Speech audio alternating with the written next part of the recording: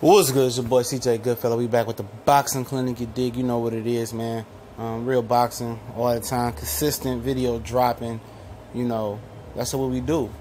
And talking about Canelo Triple G again, man. Will the Golovkin fans, jump ship on Golovkin, if Canelo puts the two-piece and a biscuit on his ass and embarrass him and outclass him. We know Canelo fans are not going to, abandon him. We know how Mexican fans are. They're very true to their boxing warriors. And, he had a nice little fan base after he lost to Floyd Mayweather. So we know that situation. We know the artificial cult followings of certain boxers tend to disappear. Remember, Matisse was the machine, the knockout artist. Everybody was on his team for a while until Danny Garcia, did what he did. And all of a sudden, the fan base dropped drastically. Same goes for Kovalev. Kovalev was all on Kovalev's tip after he lost the war the first time. Criminal robbery. Then, Warren beat him the second time. It was excuses.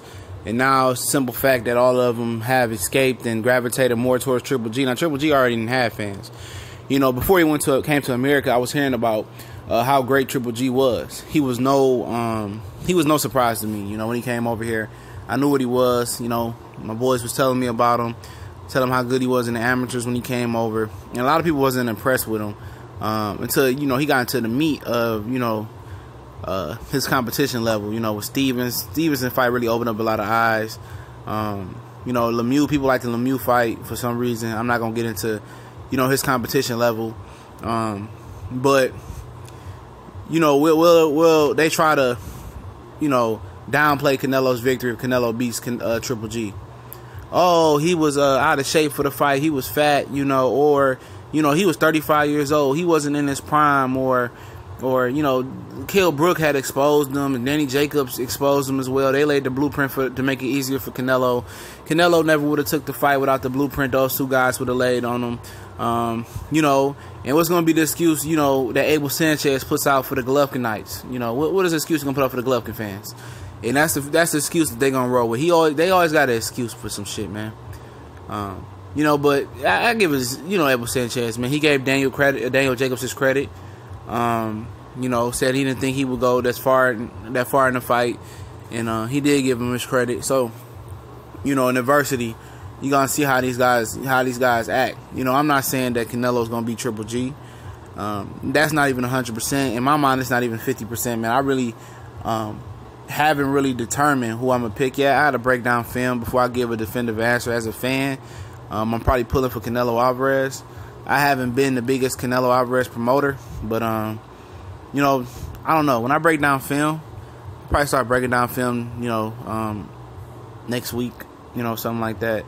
Do them in small increments, but I just want to know if we gonna have one of those fan base situations where they abandon Triple G. If he loses or get exposed. Now I know it's a long shot that Canelo beats him in most people's mind, and I understand that. I understand that Triple G is the bigger, stronger guy. He's the bigger puncher in my opinion. Canelo thinks he's a bigger puncher, but that's a conversation for another day. And what's funny about it is, Canelo has never fought at 160 pounds. He's fought at 164.5 versus Chavez Jr., 155 versus Miguel Cotto. He's never fought at 160. So we never seen a 160-pound Canelo Alvarez. This will be his middleweight debut. I must say. But, what these guys abandon Triple G? That's all I want to know. And I know the answer. If he loses, he will get abandoned. They're going to abandon this guy.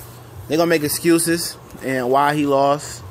And then he's going to be an afterthought, and everybody's going to put their stock in another Euro fighter, And you look at guys like Joshua that come from the UK, Joshua, Ricky Hatton, Amir Khan, Lennox Lewis. When those guys lost, the fan base never really wavered. Those are real true fans. The UK fans, Puerto Rican fans, Mexican fans.